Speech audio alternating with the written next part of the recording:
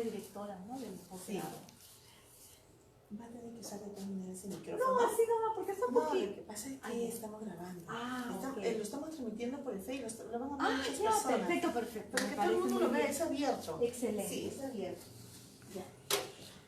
¿Me prende la luz, por favor? Ya, muy bien. Buenos días. Buenos días a todos los presentes. Gracias por estar aquí con nosotros en el Colegio de Enfermeras de la Región Callao. Vamos a continuar con el curso que el día de ayer iniciamos, el segundo curso regional de Enfermería, Gestión del Cuidado Seguro y Humano.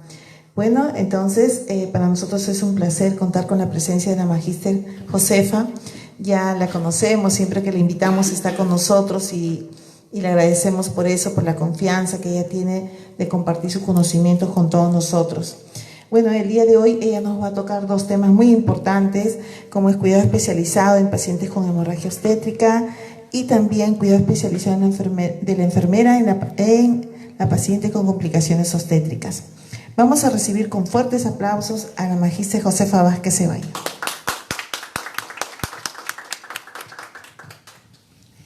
Bien, muy buenos días. En primer lugar, quiero agradecer a la decana del Consejo Regional Callao, a su junta directiva, por haber tenido a bien organizar este curso tan importante para enfermería. Y obviamente haberme invitado. Para mí siempre es un placer compartir los conocimientos con colegas como ustedes, con las colegas a nivel nacional, porque definitivamente lo más importante hoy en día es el conocimiento. Si nosotros no nos preparamos, difícilmente nos vamos a poder empoderar en las instituciones. Y por eso, el tema que me han invitado ahora, la primera presentación es cuidado especializado de la enfermera en la paciente con complicaciones obstétricas. ¿Qué es lo que vamos a hablar? Así que vamos a empezar hablando un poco con ustedes de lo importante que es ser madre en el mundo y también en el Perú. Sin embargo, en nuestro país y quizá en algunos países de Latinoamérica, el ser madre muchas veces es un riesgo. Y es un grave riesgo porque la mujer hemos visto que muchas veces muere por complicaciones durante el embarazo, el parto y el puerperio. Entonces, ¿qué tenemos que hacer las enfermeras? Estar preparadas para poder intervenir de manera oportuna en el momento. Eso es la presentación de este día. Vamos a hablar un poco sobre las complicaciones que tiene la mujer, ¿no? Un poco mi currículo. Entonces, ya hablamos al inicio de lo importante que es la intervención de enfermería en el país para evitar las muertes maternas. Miren, hasta el año 2000, nuestro país tenía 185 por 100.000 nacidos vivos como tasa de mortalidad materna, ubicándonos como uno de los países más altos en mortalidad. Y ustedes deben acordarse que teníamos los objetivos del desarrollo del milenio. ¿Qué significaba eso? Que nos habíamos trazado una meta de disminuir y llegar a 66 muertes por 100.000 nacidos vivos. Se llegó el año 2015 y no logramos disminuir esa meta, ¿no? Entonces, en el año 2015, nuevamente se reunieron los presidentes de los países y se trazaron objetivos del desarrollo sostenible, que son 17. Podríamos hablar de cada uno de ellos y decir que la enfermera interviene en cada uno de esos objetivos. Qué importante es nuestra profesión, que si nosotros analizamos cada uno de esos objetivos, nos vamos a dar cuenta que en todos ellos nosotros intervenimos. Sin embargo, en el objetivo 3, que tiene que ver con la salud, está disminuir la muerte materna. Ya 19, todavía esa no es la cifra oficial porque todavía falta, es la que existe obviamente en el Ministerio de Salud. Vemos que en números reales, en el 2018 ha habido 362 muertes y en el 2019 13 muertes, todavía falta el año, hay muchas muertes más. Pero, ¿por qué es importante analizar esta gráfica? Que si bien es cierto, nosotros como país no hemos logrado la meta trazada, que nos propusimos, estamos en descenso, estamos en un buen camino. ¿Qué tenemos hoy? Según las cifras, 68 por 100.000 nacidos, cerca a la meta. ¿Y esa meta, será posible conseguirla? Claro que sí, con el esfuerzo conjunto de todos los profesionales de la salud. ¿Y la enfermera interviene en ese equipo de profesionales? Claro que sí. Entonces vamos a hablar un poco de esas complicaciones que hay. Y cuando se habla de las muertes maternas, miren estas cifras del año 2018, nos dice que la primera causa de esta muerte materna son muertes directas.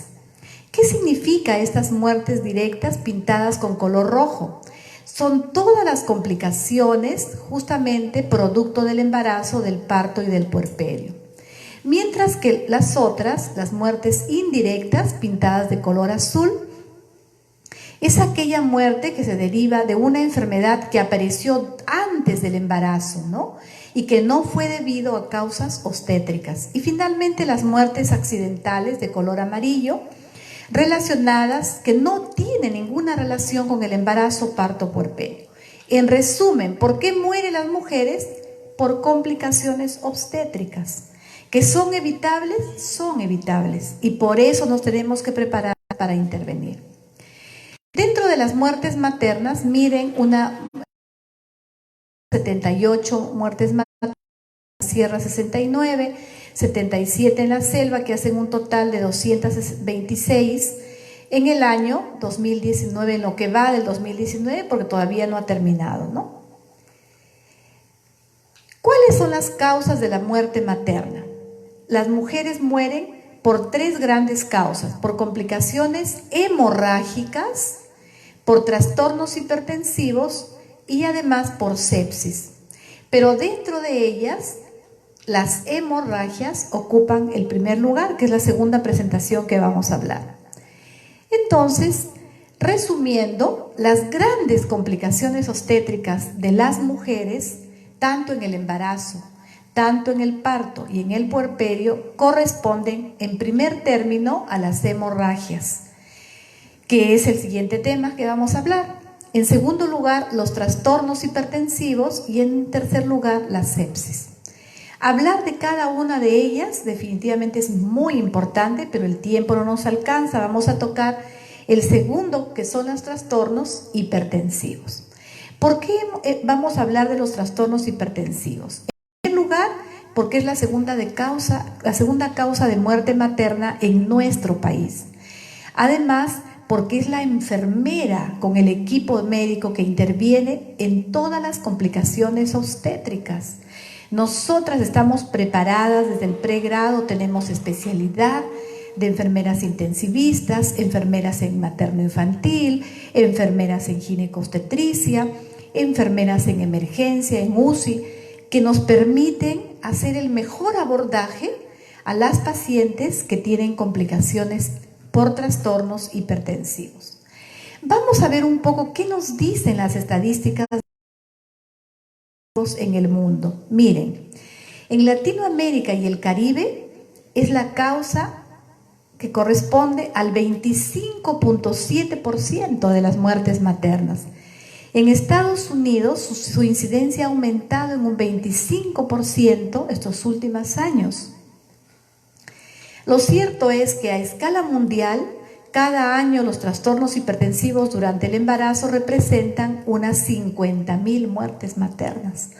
Por eso es la importancia de trabajar el mejor abordaje, la mejor intervención de enfermería en estas complicaciones.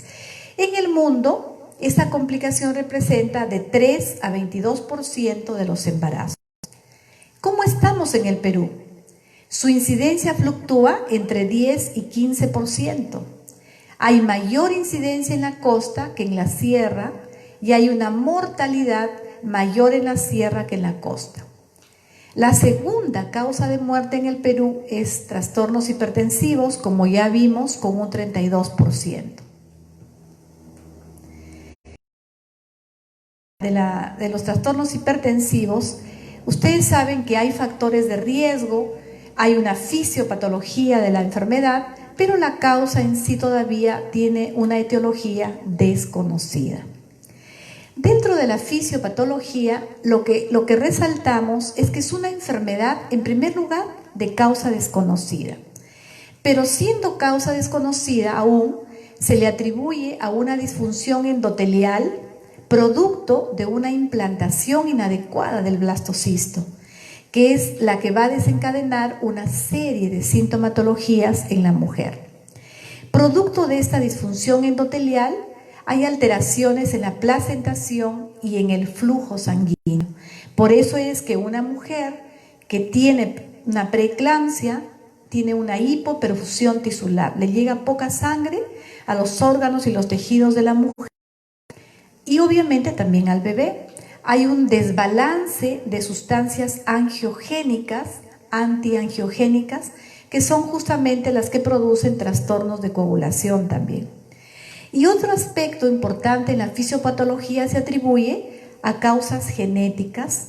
Se dice incluso que muchas veces la mamá que hizo preeclampsia, la primera hija de ella, podría tener preeclampsia, ¿no?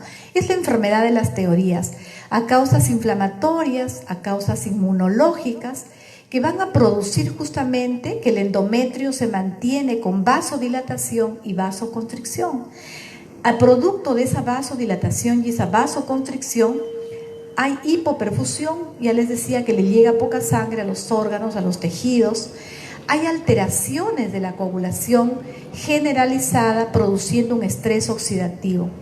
Toda esta fisiopatología que estamos viendo hace también que justamente la mujer, producto de esa vasoconstricción periférica, exista problemas cardiovasculares, problemas renales, problemas hepáticos y definitivamente se desencadene una serie de signos en la mujer.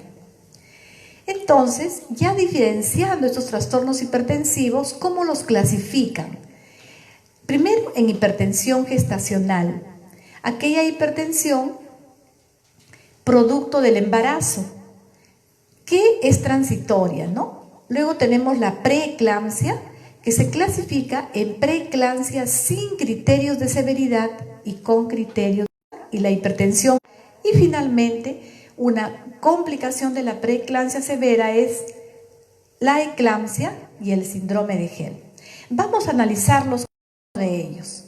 Lo primero, miren, la hipertensión gestacional. Esta hipertensión producto de la gestación puede clasificarse en hipertensión tardía y transitoria. ¿Qué observo yo? ¿Cómo valoro a la mujer embarazada para saber que es una hipertensión gestacional? Primeramente con la presión elevada durante el embarazo o en las primeras 24 horas postparto. Pero acá, esta hipertensión transitoria no habrá proteinuria. Además, sin signos de preeclampsia o hipertensión preexistente y desaparece a los 10 días. Definitivamente, este tipo de hipertensión transitoria no es muy grave. Luego tenemos la preeclampsia leve. ¿Cómo sé yo como enfermera que la paciente que estoy atendiendo es una preeclampsia leve? Por sus signos vitales en primer lugar.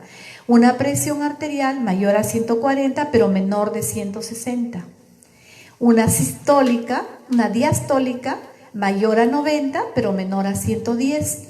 Y además trazas de proteinuria de una cruz con ácido sulfosalicílico o en orina de 24 horas. ¿Qué estoy viendo? Paciente que tiene preeclampsia leve, que tiene presión arterial elevada después de las 20 semanas, pero que también tiene proteinuria, ya sea cualitativa o cuantitativa. Yo mido la proteína cualitativa. Ya saben cómo se mide la cualitativa, con una orina simple y con ácido sulfosalicílico. Me da la cualidad, si tiene una cruz, 2 cruces, 3 cruces, que lo miden en laboratorio. Y la cuantitativa, ¿cómo se mide? Con orina de 24 horas, ¿no? Seguimos. Mientras que la preeclampsia severa es aquella cuya presión arterial sistólica es mayor a 160 la diastólica mayor a 110 y además tiene proteinuria de 2 cruces en ácido en proteína y 5 gramos en orina de 24 horas proteína cuantitativa. Entonces, esto me está hablando de que una tiene mayor severidad, ¿no? Hipertensión inducida por el embarazo, la preeclampsia severa. Esta preeclampsia severa puede ser leve, más signos de alarma como cefalea, escotoma, tinnitus, epigastralgia o oliguria.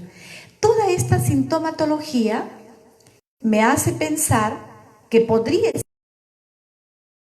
pero si tiene complicaciones, si cabeza, si tiene epigastralgia, le duele acá en la parte del estómago, si escucha ruidos, si el dolor de cabeza es muy intenso, podría complicarse y además con estos signos de alarma, preeclampsia severa.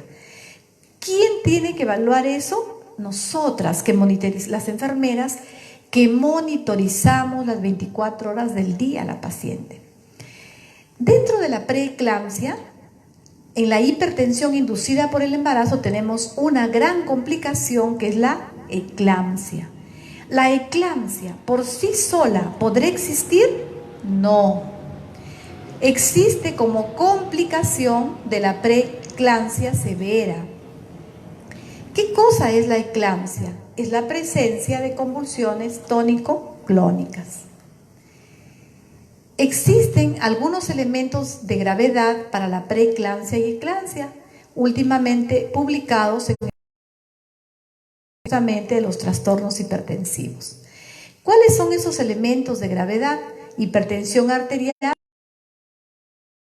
visión borrosa, cefalea grave, papiledema, trombocitopenia, proteinuria mayor de 5 gramos. Todos estos signos me van a decir que estoy ante una paciente que tiene presión arterial elevada, diagnosticada como una preeclampsia, podría ser leve y que por esta sintomatología va a... Dentro de la hipertensión inducida por el embarazo tenemos también otra gran complicación. Hablábamos primero que la preeclampsia severa se complica y hace una eclampsia. ¿Qué dijimos que era la eclampsia? La presencia de convulsiones tónico-clónicas.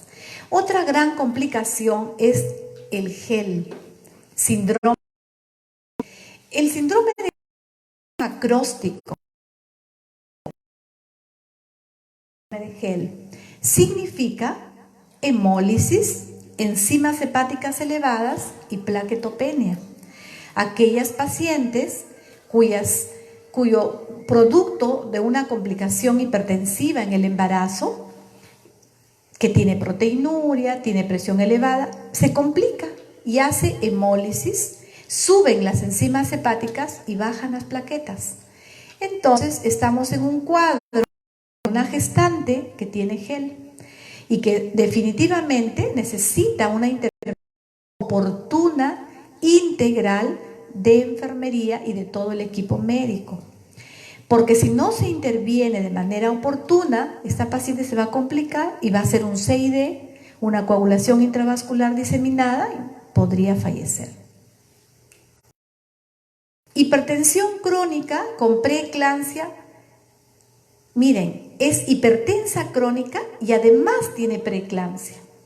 Si analizamos esta paciente, tendría el peor pronóstico. O sea, significa una mujer que antes incluso de embarazarse es hipertensa, toma medicamentos, luego sale embarazada y no solamente es hipertensa antes del embarazo, sino que hace sintomatología aún ya embarazada, depresión, sigue con la presión arterial elevada, hace proteinuria y se complica y se cataloga en este cuadro como hipertensión crónica con preeclampsia, o sea, sobreañadida a la hipertensión crónica.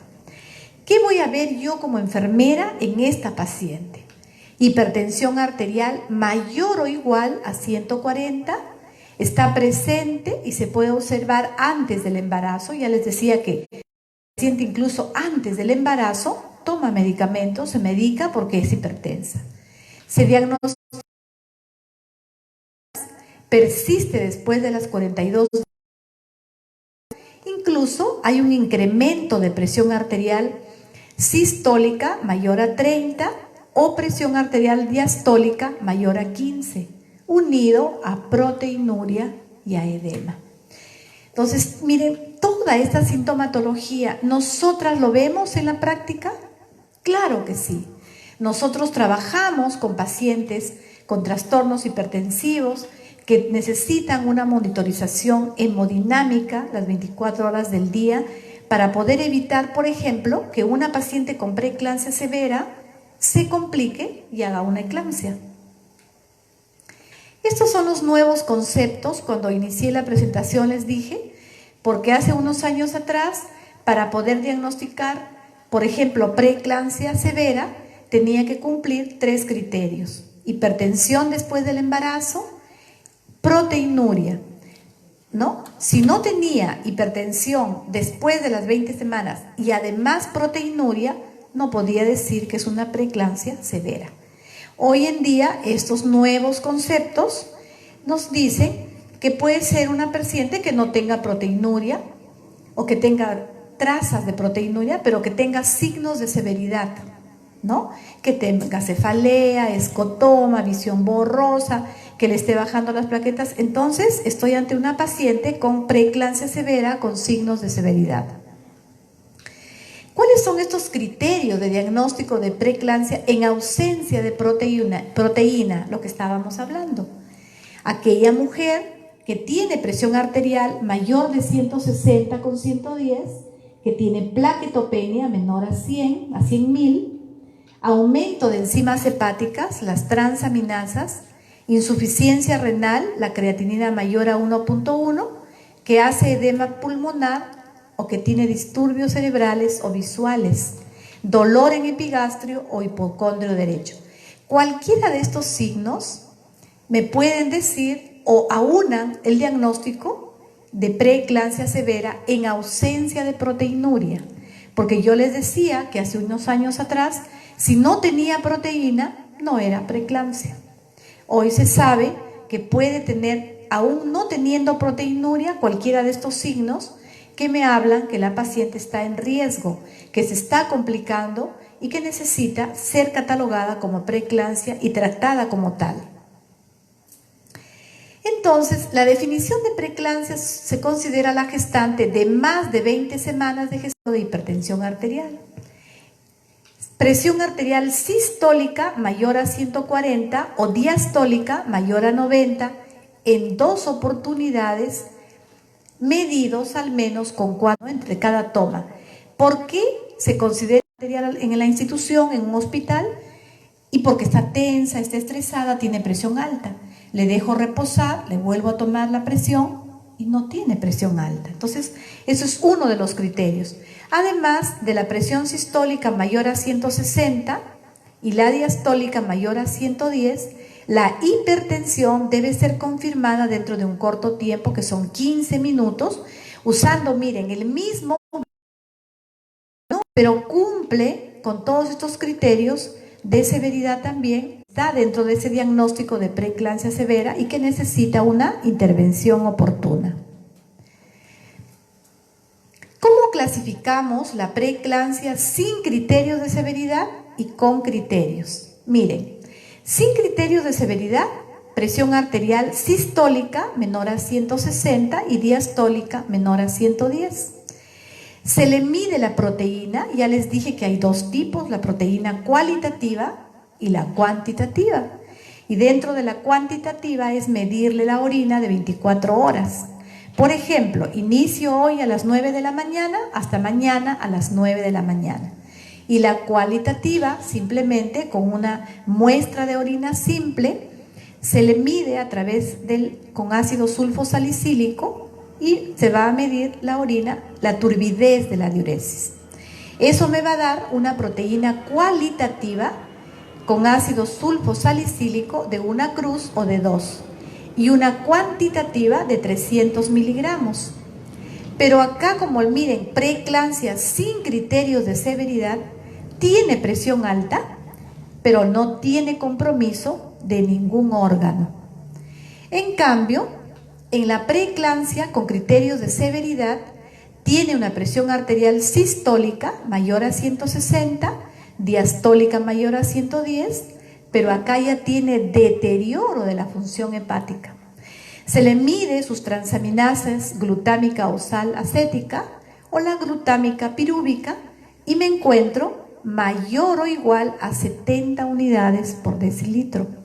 Entonces ya tengo alterada la función hepática, ya tengo probablemente una paciente que tiene dolor en epigastrio, que me llama poderosamente la atención en el momento de la valoración. Además tiene trombocitopenia menor a 100.000. Mido la parte urinaria, la creatinina, que me permite medir el riñón, y tengo una creatinina mayor a 1.1, un edema pulmonar, y unido a eso puede tener trastornos cerebrales. Cualquiera de estos criterios puede estar presente y esta paciente, preeclampsia severa, está ya dentro del rubro de preeclampsia con criterios de severidad.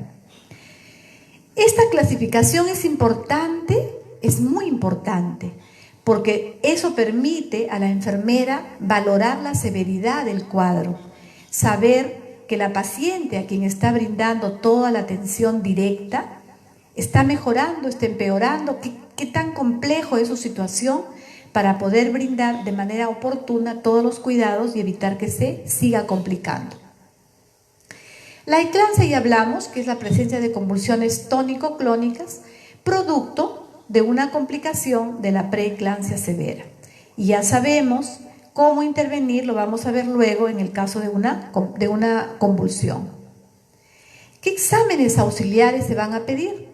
Primero, todo lo que tiene que ver con la patología clínica.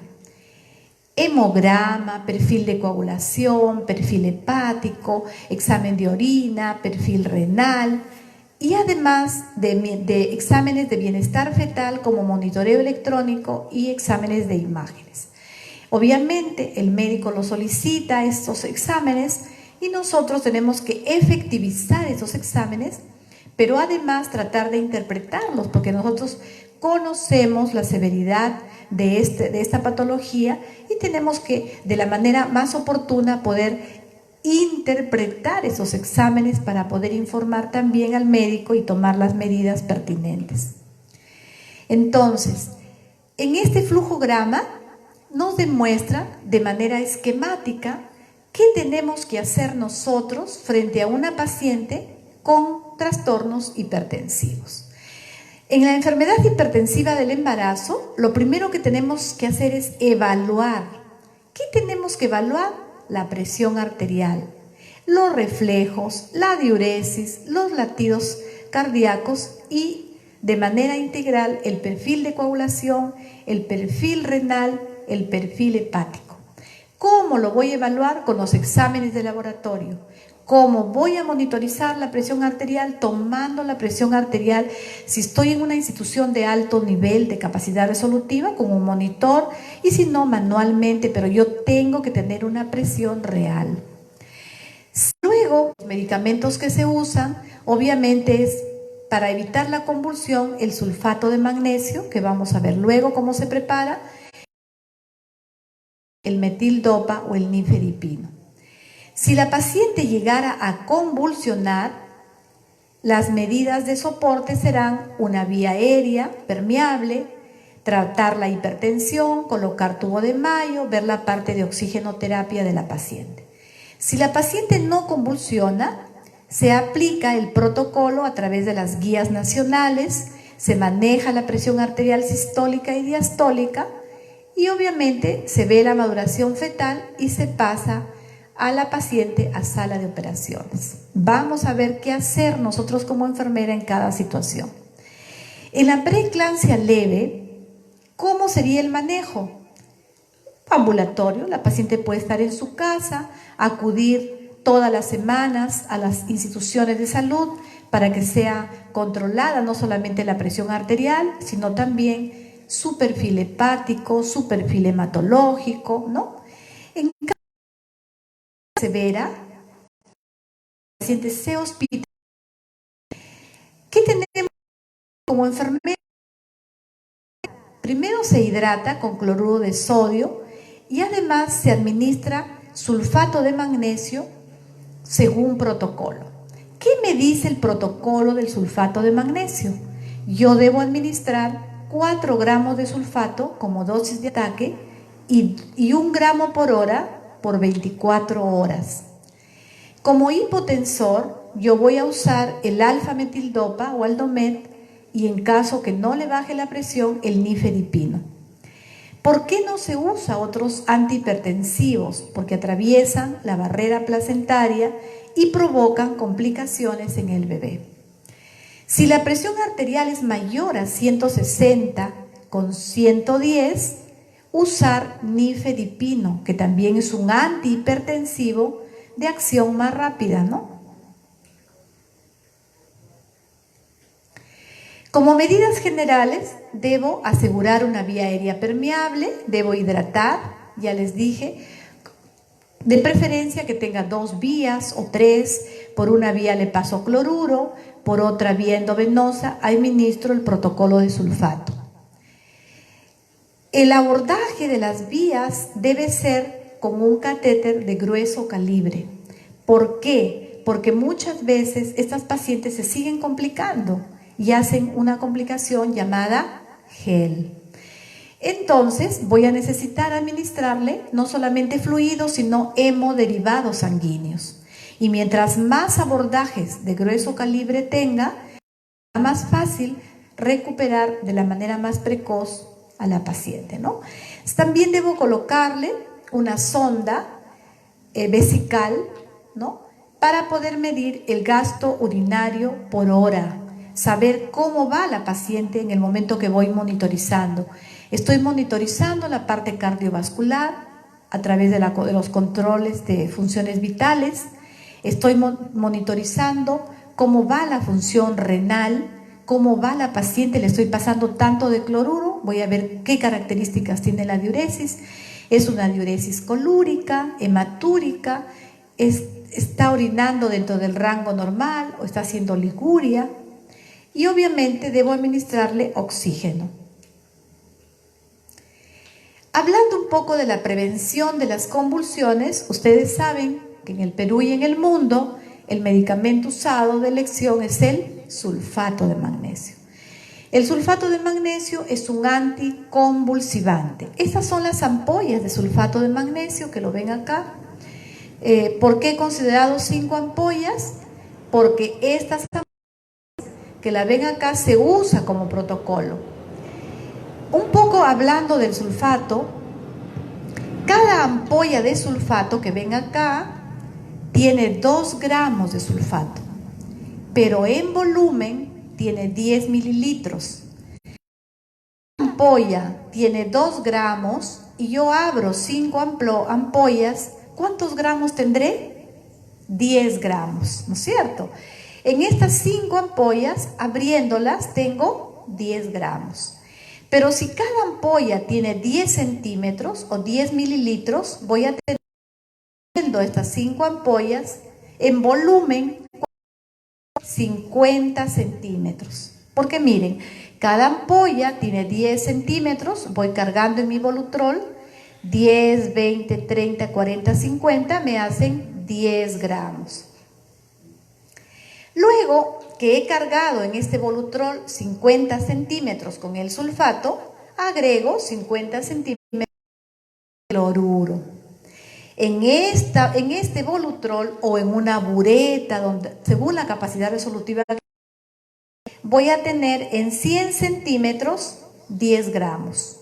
Una vez que tengo ya los 10 gramos, voy a permeabilizar toda esta vía con el contenido, porque no lo permeabilizo antes. Lo que quiero es que todo este contenido de la vía esté con la solución. Obviamente voy a perder más o menos 10, 20 centímetros, pero me hago mentalmente que en estos 100 centímetros tengo 10 gramos. Permeabilizo. Entonces, si quiero pasarle la dosis de ataque, que son los 4 gramos, ¿cuántos centímetros le pasaré? 40 centímetros. ¿No ve que en 100 centímetros tengo 10 gramos de sulfato? En 100. Para 4 tendré 40 centímetros. Entonces, le paso 40 centímetros en 20 o 30 minutos. Eso me garantiza que le estoy pasando los 4 gramos, que es la dosis de ataque. Si estoy en una institución de una capacidad resolutiva alta y tengo una bomba de infusión, es bien fácil. Yo voy a poner volumen total 40 centímetros. Tiempo 20 minutos.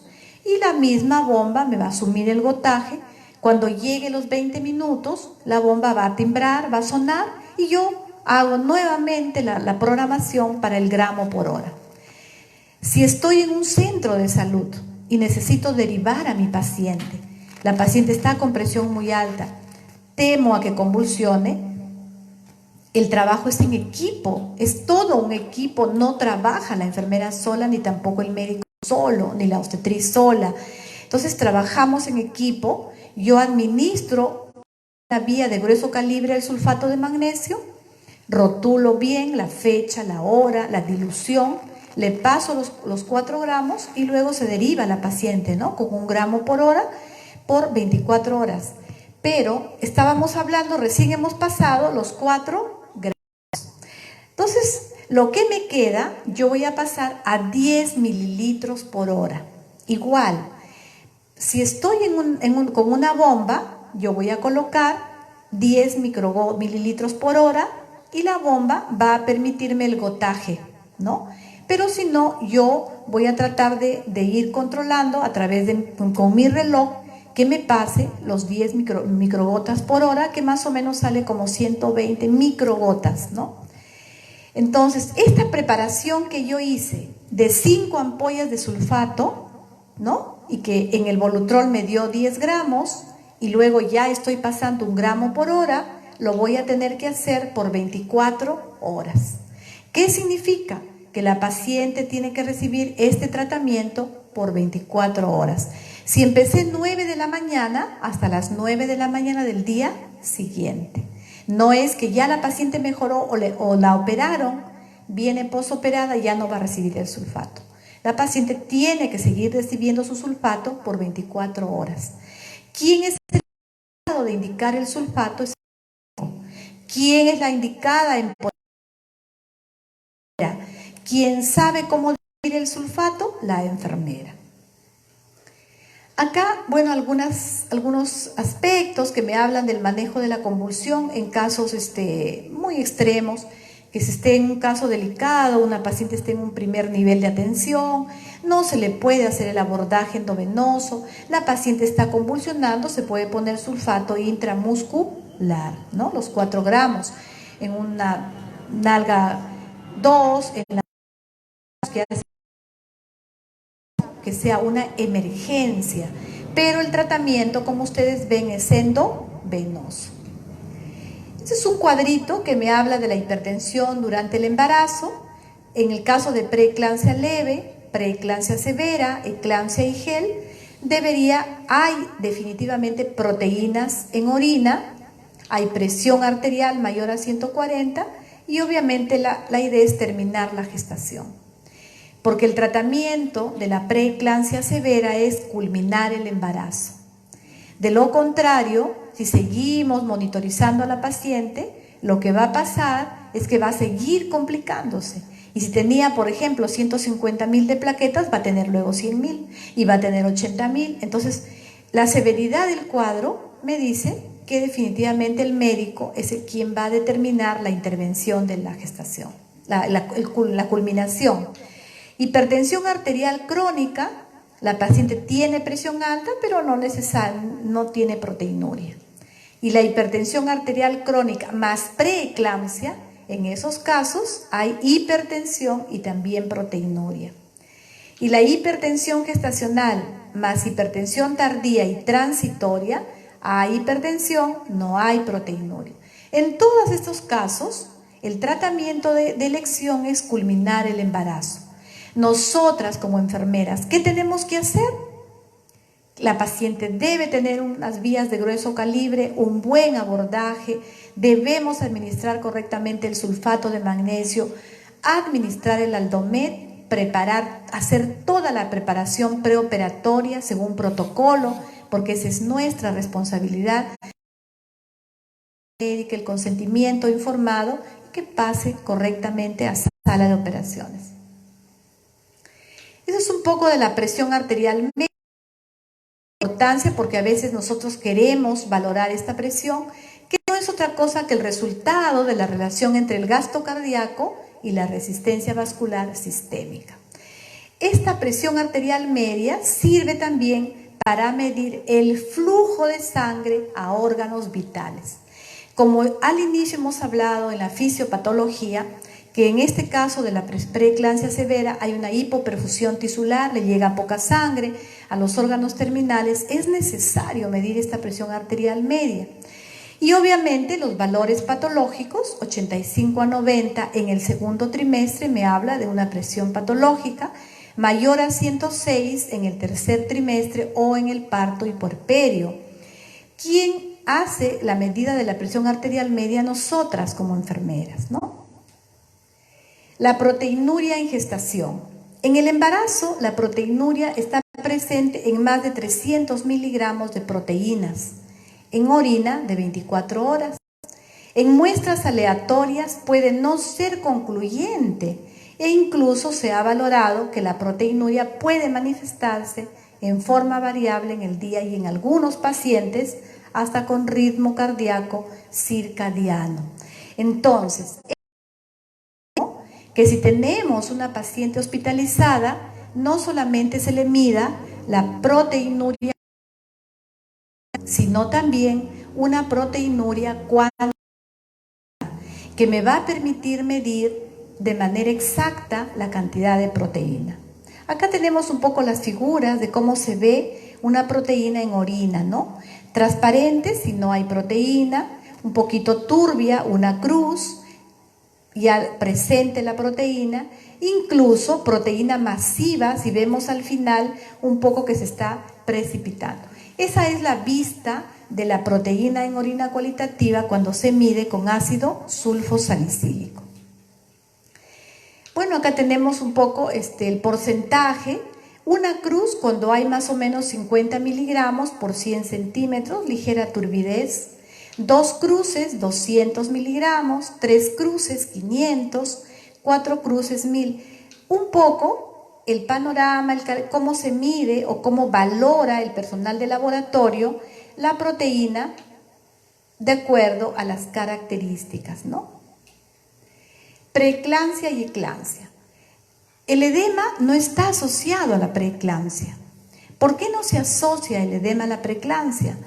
Porque la mayoría de mujeres, si ustedes se han dado cuenta, cuando tienen embarazos gemelares o cuando el útero crece de una manera, engorda un poco la mujer también, el bebé es gordito, hacen edema y no necesariamente son mujeres que tienen hipertensión y que están dentro del rubro de la preeclampsia. Por eso es que el edema y preeclampsia no está incluido como un signo y síntoma para un poco conversar con la paciente, porque a veces se asocia también con una subida abrupta de peso, ¿no? Y si bien es cierto, el peso no es un signo de la preeclampsia, pero sí un factor de riesgo también para decirle que la mujer debería no ganar mucho peso durante los meses del embarazo, que obviamente el médico le va a controlar en el control prenatal. Hablando un poco ya de los cuidados de enfermería, uno de los primeros es la perfusión tisular inefectiva cardiopulmonar. ¿Por qué hemos considerado este diagnóstico? Porque dentro de la fisiopatología hemos visto que hay una hipoperfusión, le llega poca sangre a los órganos terminales. Entonces, la paciente va a manifestar con problemas cardiopulmonares relacionados con aumento de la poscarga, vasoespasmo evidenciado por presión arterial elevada. Como resultados, ¿qué quiero yo? Tener una presión sistólica estable o dentro de lo normal, igual que una presión diastólica. ¿Qué intervenciones de enfermería debo tener? Cuidados circulatorios. Yo voy a monitorizar los signos vitales. De preferencia, la presión arterial, frecuencia cardíaca, cada hora, cada media hora, de acuerdo al caso y al compromiso que tenga esta paciente. Voy a evaluar los cuidados circulatorios, la insuficiencia arterial con la presión arterial media. Es necesario también tomar AGA, administración de medicamentos como por ejemplo antihipertensivos como el Aldomed, el alfa-metildopa, anticonvulsivantes como el sulfato, que acabamos de hablar, la forma de administrarlo, porque esa es nuestra responsabilidad, un correcto y adecuado manejo de fármacos, una adecuada administración de medicamentos, ¿no? Otro diagnóstico es la perfusión tisular inefectiva cerebral relacionado con edema cerebral evidenciado por somnolencia, convulsiones. Este diagnóstico, ¿para quiénes estarán presentes? Para aquellas pacientes que convulsionan, que producto de una hipertensión, una preeclampsia severa, se complican y van a convulsionar. Entonces, estas pacientes necesitan que yo como enfermera pueda evaluar el manejo de la perfusión cerebral. ¿Cómo voy a evaluar? A través del Glasgow, que ustedes saben definitivamente todos los parámetros que necesitamos evaluar para saber si posterior a la convulsión la paciente queda lúcida, está orientada o está somnolienta o no responde a estímulos, ¿no? Debo manejar la oxigenoterapia, controlar el AGA, administrar oxígeno, ya sea por cánula, ya sea por máscara, ya sea por Venturi o ya sea por bolsa de reservorio. Incluso hay pacientes que convulsionan, producto de la convulsión y de su cuadro clínico, quedan mal, pasan a sala de operaciones, regresan a ventilación mecánica. ¿Quién maneja la parte ventilatoria, oxigenatoria? La enfermera, ¿no? El manejo de la medicación, si es una paciente que ha convulsionado, lo primero es su sulfato de magnesio. No puedo administrar otro medicamento porque deprime al bebé. Entonces, le administro su sulfato de magnesio, su dosis de ataque, su dosis de mantenimiento y probablemente el médico ya coordinó, se hizo todo para que pueda ser intervenida quirúrgicamente, ¿no? Manejo de líquidos, debe tener vías de grueso calibre. Ya les hablé que son pacientes que muchas veces se complican, hacen un gel, producto del gel sangran y es la enfermera la que debe tener un buen abordaje de vías, porque si nosotros tenemos vías de grueso calibre y bien ubicadas, si elegí la vía basílica o la cefálica, me va a permitir que la sangre que yo voy a administrar o los fluidos llegue de manera más eficiente, ¿no? Perfusión tisular inefectiva renal. También tienen problemas renales, ¿no? Relacionado con aumento de la permeabilidad vascular evidenciado por oliguria y hematuria. Producto de la fisiopatología, las pacientes llegan a ser también edema a veces pulmonar o también problema renal. Como los líquidos del intravascular salen hay aumento de la permeabilidad capilar y eso permite que salgan de nuestro medio interno los líquidos hacia afuera. Y la paciente se edematiza, lo pierde también la proteína.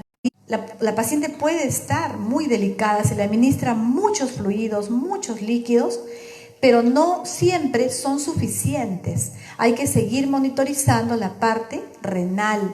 ¿Y cómo voy a monitorizar? Primero con el balance hídrico. El balance hídrico me va a decir cuánto de líquido le estoy pasando y cuánto está eliminando la paciente. Además, también voy a evaluar con los exámenes de laboratorio. Voy a medir su creatinina y eso me va a decir si la paciente está entrando en un problema renal.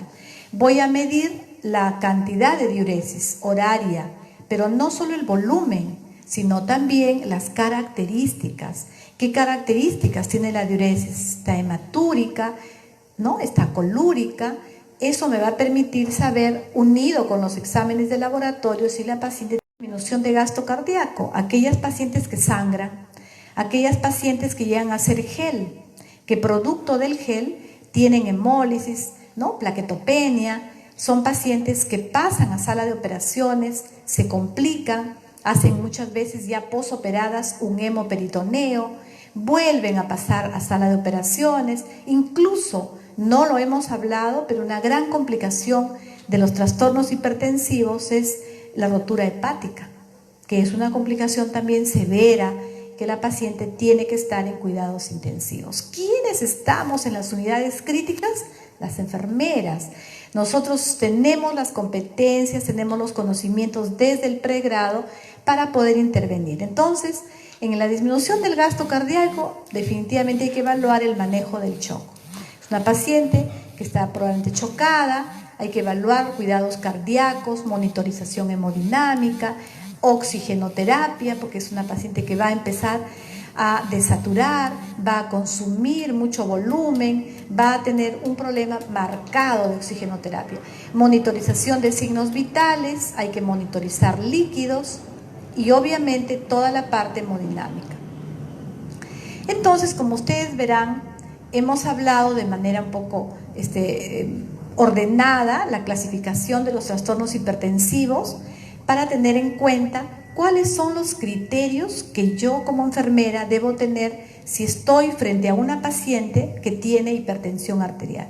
En primer lugar, tengo que saber determinar si es una hipertensa crónica que ya tenía presión arterial antes de embarazarse, o estoy en una mujer que viene por emergencia, que tiene más de 20 semanas de gestación y que todos sus signos y síntomas me hacen pensar que estoy ante una preeclampsia severa. Que puede ser una preeclampsia severa con signos de severidad o sin signos de severidad. Eso me va a permitir a mí, como enfermera, brindar los mejores cuidados de enfermería, oportunos, integrales, y con mis cuidados voy a estar evitando que haya más muertes maternas.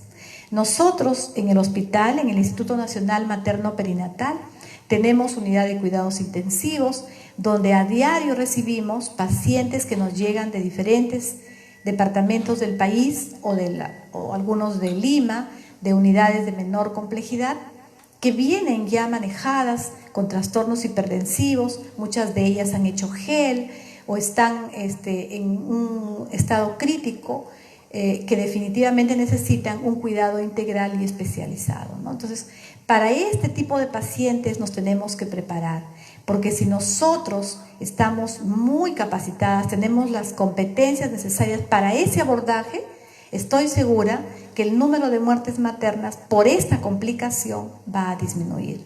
Y obviamente trabajar mucho la parte preventiva. La mujer debe prepararse para el embarazo. El embarazo tiene la mujer que planificar su gestación.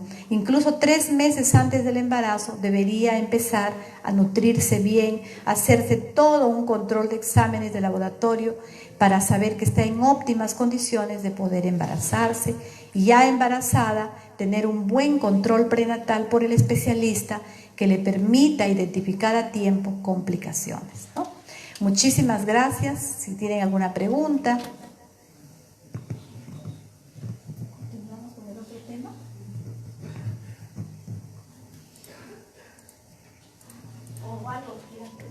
Disculpe, sí, buenos días, con el saludo de la mañana. Quisiera preguntar respecto de la